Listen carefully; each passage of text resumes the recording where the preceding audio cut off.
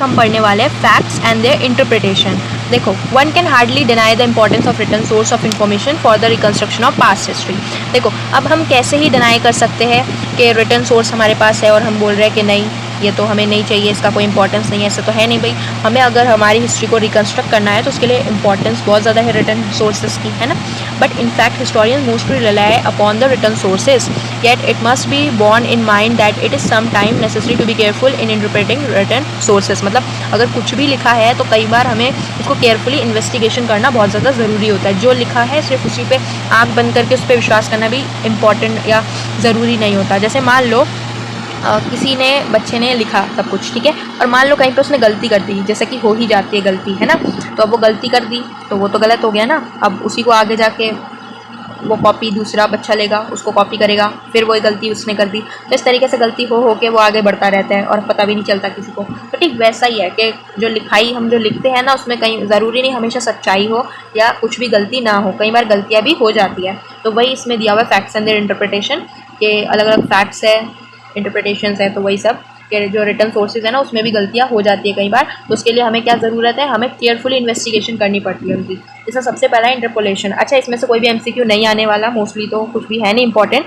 इसको सिर्फ रीड करने के लिए है, ठीक है।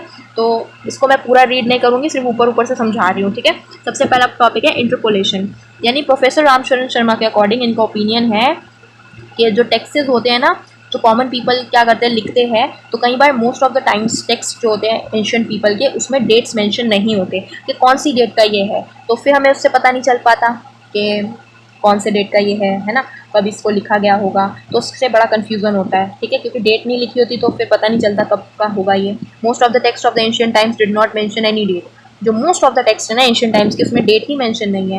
व्हेन दीज वर कंपोज, कब इनको कंपोज किया गया होगा। At times texts were put to writing many years after they were composed, as was case in Rigveda. अब ऋग्वेद के केस में देख लो, एग्जाम्पल दिया हुआ है, ऋग्वेद के केस में देख लो, इसमें भी डेट नहीं मेंशन था, ठीक है। तो इसके थ्रू हमें डिफ़िकल्टी हो जाती है कि किस बेस पे हम इस इंफॉर्मेशन को लें, ठीक है, मतलब कौन से डेट के थ्रू हम इसको समझें।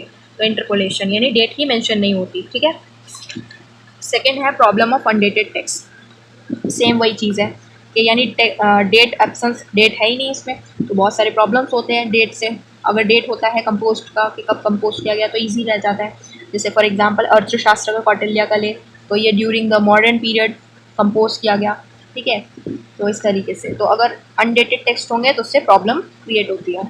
आगे देखो प्रॉब्लम ऑफ अननोन ऑथरशिप। अब कुछ एंशिएंट टेक्स्ट जो है उसमें आप देखोगे ऑथर्स ने अपने नाम डिस्क्लोज नहीं किए, मतलब बताए ही नहीं कि किसने लिखा है ये, तो उससे भी थोड़ा बहुत दिक्कत हो जाता है हिस्टोरियंस को, ठीक है। तो बस अननोन ऑथरशिप यानी कि जो ऑथर जिसने लिखा है वो अपना नाम ही नहीं लिखा, ठीक है। फिर है ड्रामा, पोइट्री, पोइट्री माने काव्य etcetera as a source of history. अब ये जो चीज़ें हैं ये क्या है, ये तो बड़ा चढ़ा के भी लिख देते हैं, पोइट्स जो होते हैं वो बड़ा चढ़ा के लिख देते हैं अपने इसको इन्हेंस वगैरह करने के लिए, रीडिंग के लिए ओनली। तो इस पर भी हम पूरी तरीके से निर्भर नहीं कर सकते, क्योंकि आज के अगर आपने पोइट्री देखे होंगे, अगर सूरदास के पद अगर आप देखेंगे तो उसमें बड़ा चढ़ा के भी बातें करी गई है कहीं ना कहीं। तो सारी बात तो सच्चाई नहीं होती, कहीं बड़ा चढ़ा के की जाती है एग्जाम्पल के लिए। तो बस इन पे हम जो है पूरा आँख बंद करके तो विश्वास नहीं कर सकते, है ना। फेरी टेल भी होता है कुछ कुछ, तो वो। फिर फॉरेन अकाउंट्स, फॉरेन अकाउंट्स में आप देखेंगे तो इग्नोरेंस अबाउट इंडियन लैंग्वेज। अब जो वहाँ के जो मतलब फॉरेन के जो लोग आएंगे, अब उनको हमारी इंडियन लैंग्वेज तो आती नहीं है, तो अपनी लैंग्वेज में लिख के चले जाते हैं, जिससे कि थोड़ा बहुत समझना मुश्किल हो जाता है। Comparison with their own country, वो लोग क्या करते हैं अपने कंट्री के साथ उसको कंपेयर करते हैं इंडिया को, तो उससे फिर दिक्कत हो जाती है, रियल पिक्चर नहीं निकल पाता इंडिया का। रिटर्न फ्रॉम ट्रैवलर टेल्स, तो सम फॉरेनर्स क्या करते हैं first hand knowledge about the country, उन्हें नॉलेज होता नहीं कंट्री के बारे में और लिख के चले जाते हैं फिर भी, तो थोड़ा दिक्कत हो जाता है। रिलीजियस प्रेजुडाइसेस, अब जैसे कि उनका रिलीजन अलग है, यहाँ का रिलीजन अलग है, तो उसमें भी थोड़ा बहुत दिक्कत हो जाता है, ठीक है। इतना इंपॉर्टेंट नहीं है एमसीक्यू के पर्सपेक्टिव से, इसलिए नहीं पढ़ा रही मैं, ठीक है। आगे देखो यूलॉजीज एज अ रिकॉर्डेड हिस्ट्री। अब जो यूलॉजी होता है, जैसे कि हमने देखा यूलॉजी क्या है कि जो राजा है वो अपने अचीवमेंट्स के बारे में लिखवाते हैं। अब कई बार वो क्या करते हैं पिलर्स और केव वॉल्स पे जो राजाएँ होते हैं वो यूलॉजीज जो लिखवाते हैं अपना, वो क्या करते हैं बड़ा चढ़ा के लिखवा देते हैं, है ना। तो वो भी एक समस्या है, ठीक है। तो ये चीज़ें हो गई। देखो यूलॉजी जैसा कि हम जानते हैं कि इंपॉर्टेंट सोर्स होता है हिस्ट्री का, नो डाउट, लेकिन अनलेस क्रॉस चेक ना करे बिना हमें जो है इन पे विश्वास भी नहीं करना चाहिए, ठीक है। क्योंकि कई बार अचीवमेंट्स जो होते हैं राजाओं के वो यूलॉजीज में मिसलीड किए जाते हैं हिस्टोरियंस द्वारा, मतलब गलत तरीके से लिखा गया होता है ना, ठीक है, फॉल्स तरीके से। ओके, तो ये इतना इंपॉर्टेंट नहीं था as a source of MCQ. अब जो नेक्स्ट टॉपिक है वो है इतिहास, पुराने ट्रेडिशन। ठीक है, देखो इतना कुछ पढ़ने की ज़रूरत नहीं है, देखो जो इम्पोर्टेंट है वो देख लो।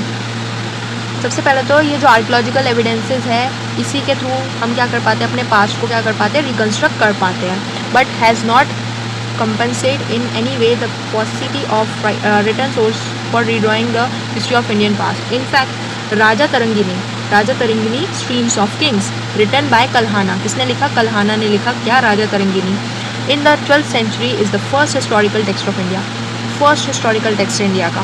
तो राजा तरंगिनी किसने लिखा, कल्हाना ने, MCQ में पूछा जा सकता है। ठीक है, अब क्वेश्चन क्या है, while the people in the ancient time excellent in many areas and showed their talents in their respect, why they had shown lack of interest in writing history।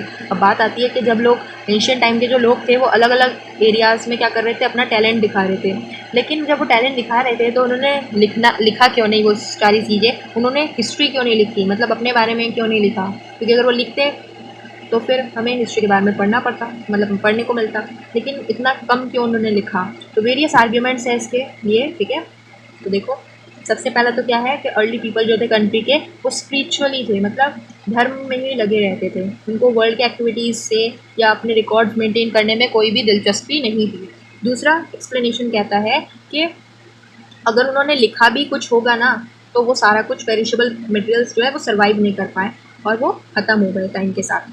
तो ये दो रीज़न हो सकते हैं जिसकी वजह से हमें लोगों के जो है नहीं मिल पाते written evidences. But the most important जो है वो ये है कि एंशिएंट जो पीपल थे कंट्री के, वो नो हिस्टोरिकल कॉन्शियसनेस, उन्हें कोई यही नहीं था कि हमें कुछ लिखना है अपने बारे में, इसके बारे में उन्हें कोई कॉन्शियसनेस नहीं था, दैट्स वाई हमें रिटन एविडेंसेस इनके नहीं मिले। ठीक है, अच्छा देखो, India own tradition of history writing, India का खुद का ट्रेडिशन है हिस्ट्री राइटिंग का। कैसे देखो, no doubt may be reasonably expressed regarding the historical consciousness of the people of ancient India. जैसा कि हमें पता ही है हिस्टोरिकल कॉन्शियसनेस लोगों में बिल्कुल भी नहीं था एंशिएंट इंडिया के, but at the same time ऐसा भी कह सकते हैं, क्वाइट ट्रू है कि एंशिएंट इंडियंस जो है हिस्ट्री तो नहीं लिखते थे। As professor Sharma had pointed out the way the ancient Greeks did, ancient Greeks ने अपने हिस्ट्री लिखी, उन्हें कॉन्शियसनेस था about their history, but India के लोगों को नहीं था। बट इंस्टेंट इंडियंस ने क्या किया, इंडियंस हैव द इतिहास पुराना ट्रेडिशन, इंडिया का इतिहास पुराना ट्रेडिशन था that provides history till the Gupta period. इस इतिहास पुराण में हमारे को हिस्ट्री मिलती है गुप्ता पीरियड तक की। ठीक है, मतलब उन्होंने कुछ ऐसा नॉर्मली हिस्ट्री तो नहीं लिखा, बट उन्होंने इतिहास पुराण लिखा था। ठीक है, अपना रिलीजियस टेक्स्ट बेसिकली। इतिहास इन संस्कृत मीन्स ट्रेडिशनल हिस्ट्री, इतिहास का संस्कृत में मतलब होता है ट्रेडिशनल हिस्ट्री। एंड द पुराना इज ओल्ड, पुराना का मतलब है ओल्ड, पुराना मतलब ओल्ड, और इतिहास माने ट्रेडिशनल हिस्ट्री यानी पुरानी ओल्ड हिस्ट्री।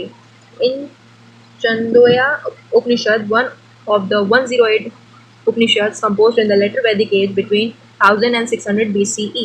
इतिहास पुराना is referred to as the fifth Veda.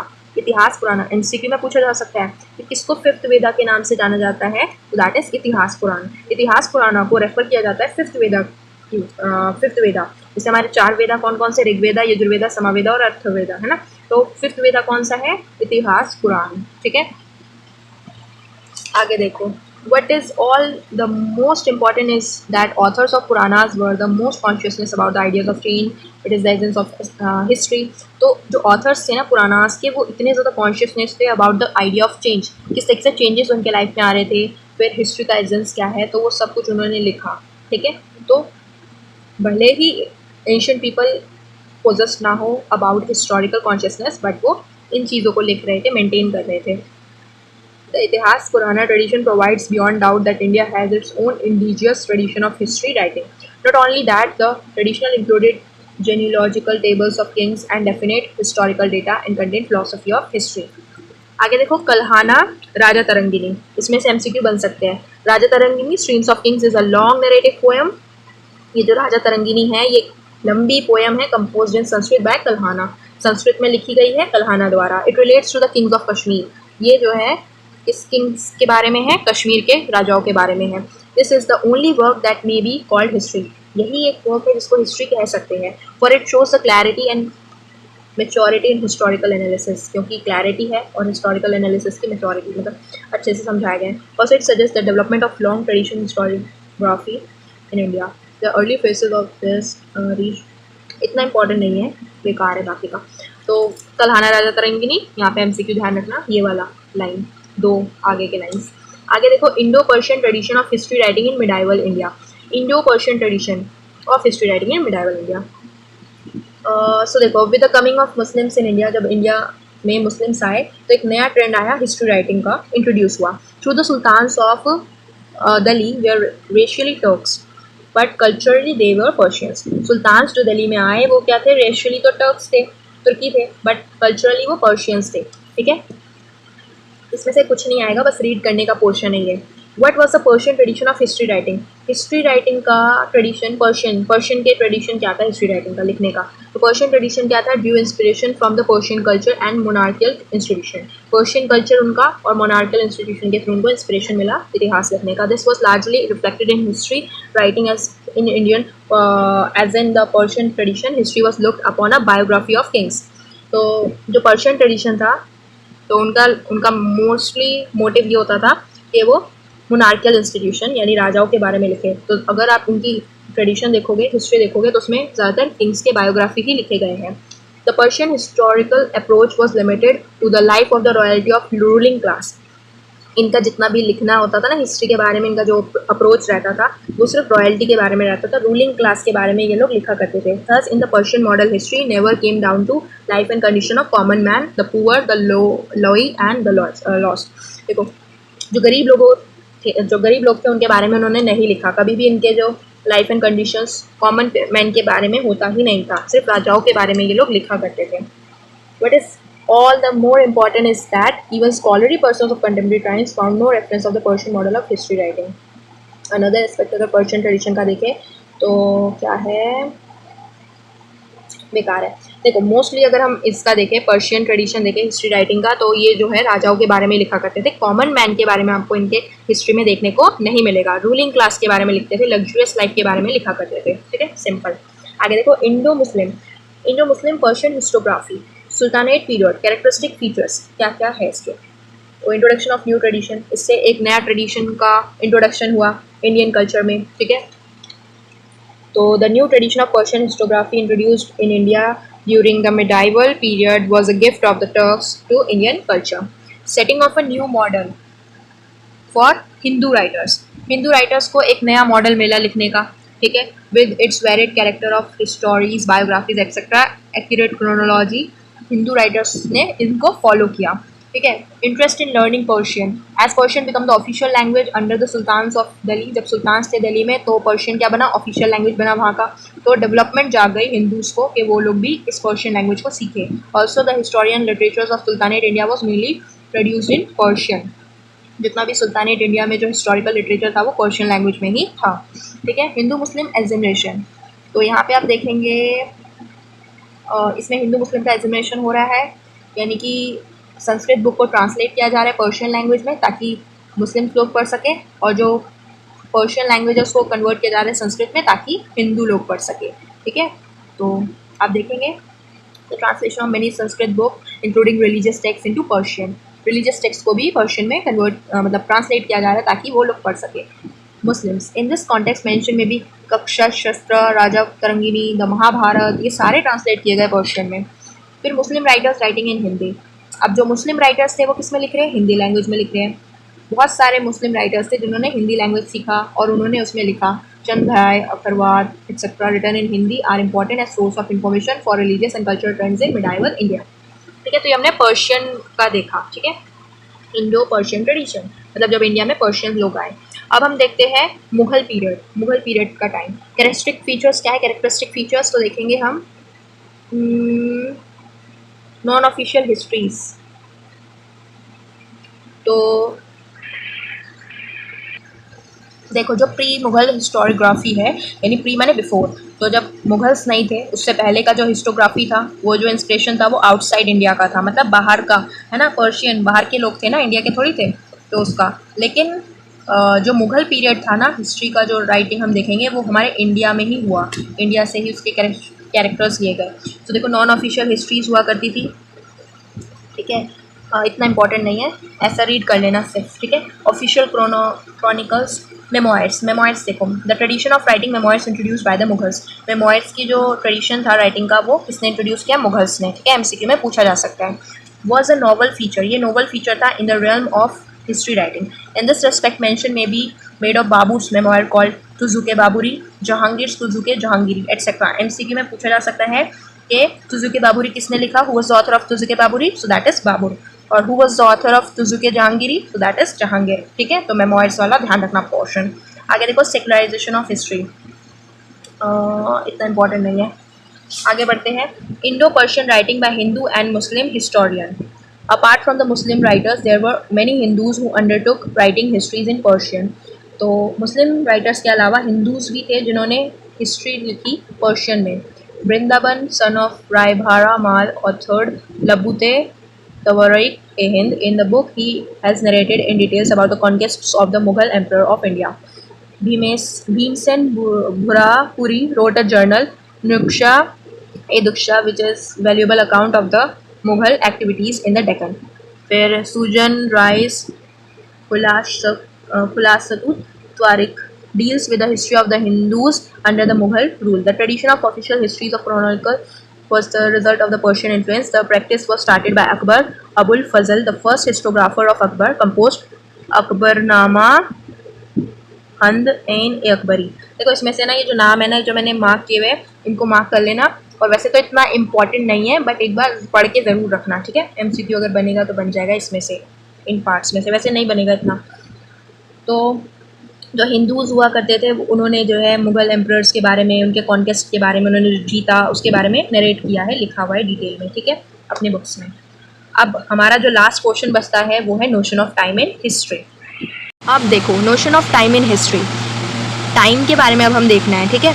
Time is a part of fundamental structure of universe. Time तो बहुत इंपॉर्टेंट चीज़ है, सबसे इंपॉर्टेंट चीज़ है यूनिवर्स का। It is a measurement in which events occur in sequence.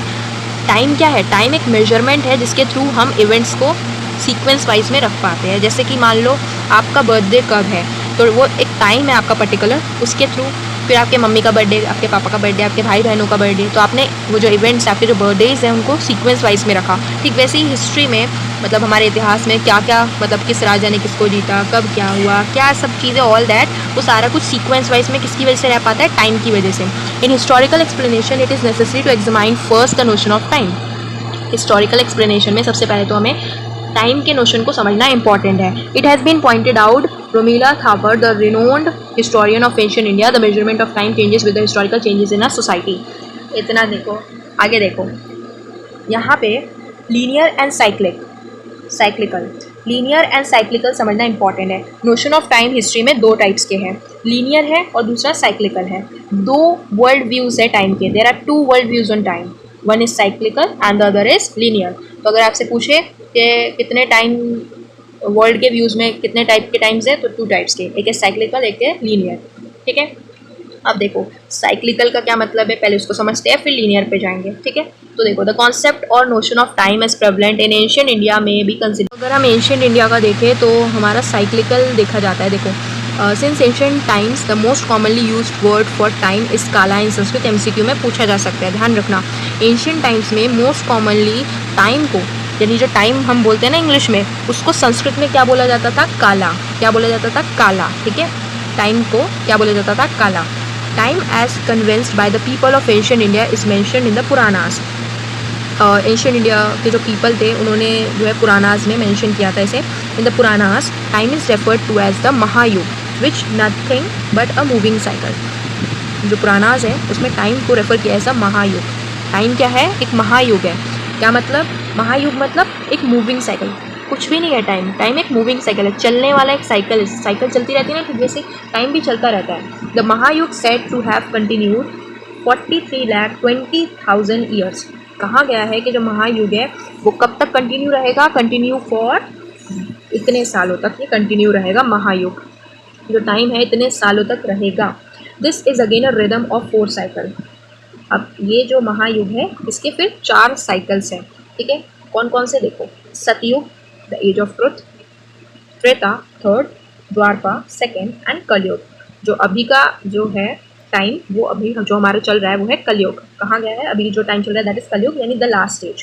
कलयुग is the present age that begins in 3102 BC and after the Kaliyuga will come a total rule. और कलयुग के बाद सब कुछ क्या हो जाएगा, पूरा खत्म, और खत्म होने के बाद दोबारा से सतयुग से स्टार्ट होगा।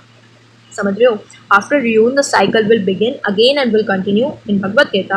However time is conceived as not unless that which has no ruin or destruction. मतलब कि अभी तो कलयुग खत्म नहीं होगा, बहुत समय है कलयुग को खत्म होने में, बहुत थाउजेंड लाखों करोड़ों साल है। बट हाँ, तो ये 4 साइकिल्स हैं महायुग के, 4 साइकिल से सतयुग, त्रेता, द्वारपा, कलयुग। ध्यान रखना, इनके नाम ध्यान रखना। सतयुग को एज ऑफ ट्रुथ कहा गया, सत्य माने सच, the age of truth, Treta third, द्वारपा यानी सेकेंड, और कलयुग जो लास्ट एज अभी चल रहा है। ठीक है, तो बोला गया है कि कलयुग, ये 4 चीज़ें चलेंगी। इन 4 स्टेजेस के बाद, कलयुग के बाद सब कुछ खत्म हो जाएगा। खत्म होने के बाद दोबारा से सतयुग से स्टार्ट होगा, फिर त्रेता, फिर द्वारपा, इस तरीके से सब चलता रहेगा। समझ रहे हो? तो एक साइकिल की तरह ये मूव करता रहेगा, तभी इसको मूविंग साइकिल कहा गया है। साइकिल जैसे चलती रहती है, मूव करती रहती है, वैसे ही ये होगा। तो ये साइक्लिकल टर्म है, हिंदूज में ज़्यादातर ये माना गया है। फिर दूसरा है लीनियर, जो कि मुस्लिम्स लोग मानते हैं। The coming of Islam in India brought a new linear. जब इंडिया में इस्लाम आया तो एक नया आइडिया आया, that is linear, as oppose to the cyclic conception of time, जो कि क्या कर रहा है, ये अपोज कर रहा है साइक्लिकल कंसेप्शन को। दिस इज टू से time proceeds along a linear path. ये क्या कह रहा है लीनियर में, लीनियर यानी सीधा, टाइम क्या है, सीधा चलता रहता है। तरीके से एक धागा होता है ना, धागा सीधा है, उसी तरीके से मान लो टाइम जो है धागे पर चल रहा है सीधी तरीके से। From the creation to the day of judgement, मतलब जब से इस यूनिवर्स का क्रिएशन हुआ है तब से लेकर टाइम स्टार्ट हो गया, और तब से लेके क्रिएशन से लेके डे ऑफ जजमेंट, जब जजमेंट होगा तब तक, तो ये टाइम चलता रहेगा। अब जजमेंट कब होगा वो तो गॉड पे निर्भर करता है, ठीक है, कि कब वो जजमेंट होगा, तो वो हो गया। लेकिन क्रिएशन से लेके डे ऑफ जजमेंट तक ये टाइम चलता रहेगा सीधी तरीके से, कोई भी उसके बीच में र्यून नहीं होगा। ठीक है, मतलब कुछ भी, ये जैसे ये 4 यहाँ पे दिए गए ना, तो ये सब ऐसा कुछ भी नहीं है इसके अंदर, सीधा चलता रहेगा time. In Islam the birth of the universe is considered at 14,000 years before present. Islam में यूनिवर्स का जो जन्म है वो कब हुआ है, 14,000 ईयर्स से भी पहले। तो from the time onwards it moves on like a straight line until the movement of judgement. और इसी समय से, मतलब जब क्रिएशन हुआ इसका यूनिवर्स का, तो उस समय से जो टाइम है वो सीधी स्ट्रेट लाइन में चले जा रहा है, और ये चलता रहेगा कब तक, जब तक जजमेंट का मूवमेंट नहीं आ जाता। तो ये है लीनियर। ठीक है, ये मुस्लिम्स लोग फॉलो करते हैं हम। तो इसमें क्या होगा, इसमें एक थ्रेड की तरह ये चलता रहता है। ये टाइम जो है स्टार्ट हुआ है क्रिएशन से, और ये चलता रहेगा डे ऑफ जजमेंट तक। ठीक है, तो उसके बीच में कोई भी ड्यून वगैरह नहीं होगा। तो ये अपोज करता है किसको, साइक्लिकल को। तो ये हमारे notion of time in history में नोशन से टाइम के किस किस तरीके से टाइम का ये है। तो ये हमारा लास्ट टॉपिक था। और अगर आपको एक्सरसाइज भी समझने हैं तो उसके लिए आप मुझे कमेंट करके बताना, और वीडियो अगर अच्छी लगे तो कमेंट करें, सब्सक्राइब करें, लाइक करें, और अपने दोस्तों के साथ शेयर करें, और ज़रूर बताएं वीडियो कैसी लगी। और भी चैप्टर्स के लिए आप कमेंट करके ज़रूर बताना। ठीक है, यहाँ पे हमारा पूरा चैप्टर कंप्लीट होता है।